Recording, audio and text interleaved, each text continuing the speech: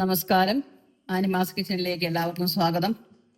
നമുക്കിന്ന് എണ്ണയില്ലാത്ത ഒരു കടുമാങ്ങ എങ്ങനെ തയ്യാറാക്കാമെന്ന് നോക്കാം. അതിനായിട്ട് ഞാനിവിടെ ഒരു 4 മാങ്ങ നന്നായിട്ട് കഴുകി എടുത്ത് വെച്ചിട്ടുണ്ട്.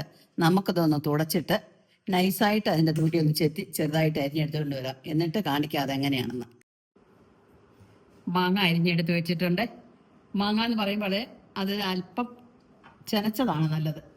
പഴുക്കാൻ തുടങ്ങുന്ന ആരംഭത്തിലെ പച്ചയാണെങ്കിലും കുഴപ്പമില്ല. പക്ഷെ നമ്മൾ കുക്ക് ചെയ്യാത്തതുകൊണ്ട് ഇച്ചിരി ചെനച്ചാണ് ഇതിൻ്റെ ടേസ്റ്റ്. നമുക്ക് ആവശ്യത്തിന് ഉപ്പിട്ട് കൊടുക്കാം. ഉപ്പിട്ടിട്ട് കഴിഞ്ഞ് ഒരു 5 മിനിറ്റ് വെക്കണം. ഞാനിപ്പോൾ സമയമില്ലാത്ത കുറവുകൊണ്ട് പെട്ടെന്ന് അങ്ങനെ കാണിക്കുവാണ്. ഒരു 5 മിനിറ്റ് കഴിഞ്ഞിട്ട് വേണം മുളക് പൊടി, ഉലുവാപ്പൊടി, കടുക് പൊടി,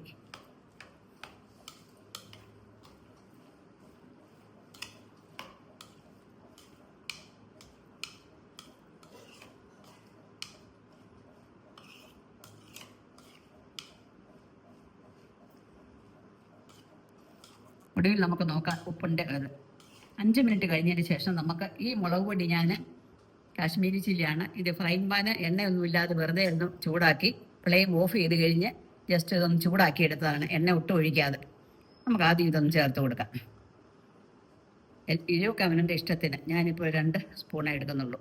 നന്നായിട്ട് മിക്സ് ചെയ്തിട്ട് ഇന്ന് ഒരു ദിവസം നമുക്കിത് വെളിയിൽ വെക്കാം. നന്നായിട്ട് അടച്ച് വെളി വെച്ചിട്ട് നാളെ ഫ്രിഡ്ജിൽ വെക്കണം.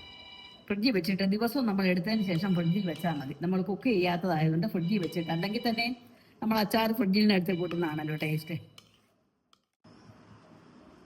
മുളക് പൊടി, കടുക് പൊടി, വറുത്ത് പൊടിച്ചത്, ഉലുവ വറുത്ത് പൊടിച്ചത്, ഇതെല്ലാം നമ്മൾ ചേർത്ത് ഇനി നമുക്ക് കായത്തിൻ്റെ പൊടിയും കൂടെ ചേർക്കാം. ചെനച്ച മാങ്ങയാണ് അതിൻ്റെ ടേസ്റ്റ്. ഇനി ചെനച്ച അല്ലെങ്കിൽ സ്വല്പം പഞ്ചസാര വേണമെങ്കിൽ നമുക്ക് ചേർത്ത് കൊടുക്കാം. കായപ്പൊടിയും നമ്മൾ ആവശ്യത്തിന് ചേർത്തു. ഇന്നൊരു ദിവസം നമുക്കിത് വെളിയിൽ വെക്കാം. നാളെ എടുത്ത് ഫ്രിഡ്ജിൽ വെക്കാം. എന്നിട്ട് നാളെ മുതൽ നമുക്കത് ഉപയോഗിക്കാം. നല്ല ടേസ്റ്റാണ്. ഒട്ടും എണ്ണ ചേർത്തിട്ടില്ല. കൊളസ്ട്രോളും ഒക്കെ ഉള്ളവർക്ക് എണ്ണ കൂട്ടാൻ പാടില്ലല്ലോ. അപ്പോൾ ഇത് അവർക്കെല്ലാം നല്ലതായിരിക്കും. ഹെൽത്തി ആയിട്ടുള്ള അച്ചാറാണ്. തീർച്ചയായിട്ടും നിങ്ങളെല്ലാവരും ഇത് ട്രൈ ചെയ്യണം. ഇനി ഒരു പുതിയ റെസിപ്പിയുമായിട്ട് ഞാൻ വരുന്നതായിരിക്കും. ബായ്.